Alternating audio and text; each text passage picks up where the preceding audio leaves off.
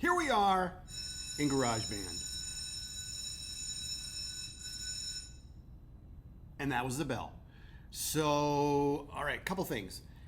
When you have a device connected with GarageBand, you can control the inputs and outputs by going up to, by going up to GarageBand settings and clicking on audio MIDI.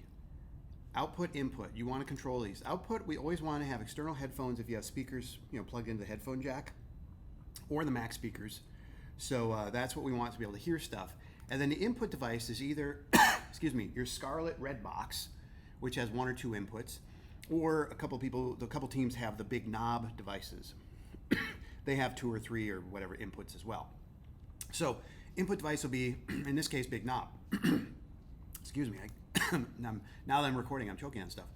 So right here, I created a generic track. Let me go up here and say new track. And if you click on the green stuff, software instruments, that's going to be the drum track. So like right here, if I come over here and I click drum kit and I pick one, then that is the drum kit that's hooked up. That's for everybody, except for the Roland one is going straight in regular audio. And we'll talk about that in class. So that's that. Now, another thing you need to do for your tracks is you need to go up to track, configure track header, and turn on record enable, and that allows us to see more options for monitoring and recording and so on and so forth. Okay. Now, so here's the thing. I'm going to go up to track here, and I'm going to delete this track, this top one, because I'm just going to stick with this. Got the drums coming in, and they're through USB, just connected to the little silver thing on the Mac. And then here's the guitar track.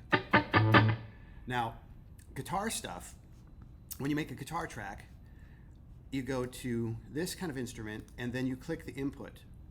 So in this case, with the big knob box, I'm input 1. We could have, if we made a separate track for the bass player, that could be input 2. We aren't going to use the combined 1 and 2, but that could be a third input potentially. But actually, no, it can't be, not on this thing. So this device only has 2 inputs. And that's going to be for most devices, we have 2 inputs. So we're going to have guitar 1, and then bass over here, and we'll figure it out. It's a limitation of what we have right now, but we pretty much only have 2 inputs for most devices. And so if I create a track, it will create a track, and I'm going to, it'll look like this. It automatically sets up an amplifier, and you can turn on monitoring. So you can hear right now, we're not hearing anything through the system, but if I turn this on, I can hear distorted guitar and stuff like that. Pedals are over here. Now if I turn all the pedals off, okay, that's what it sounds like. If I turn the pedals on, okay.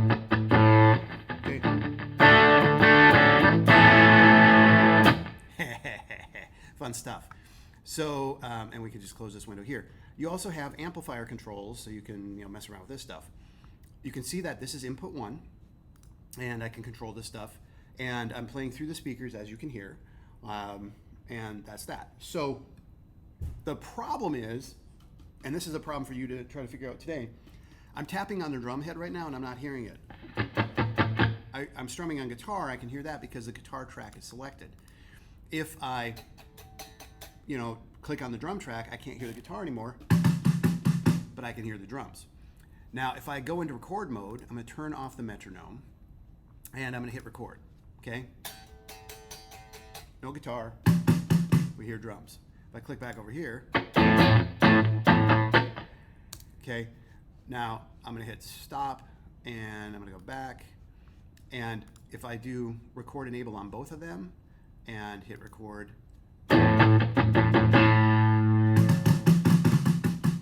so with both tracks record enabled, I can hear that. Now if I had another input into the big knob device, like a bass guitar, we could all hear each other at the same time.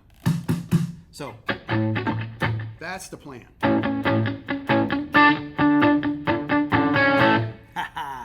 So hopefully this makes sense to kind of get you started. What I want you to do is problem solve. GarageBand 10 is what we have. You're looking for input devices, multi-tracking, being able to listen to each other, and so on and so forth.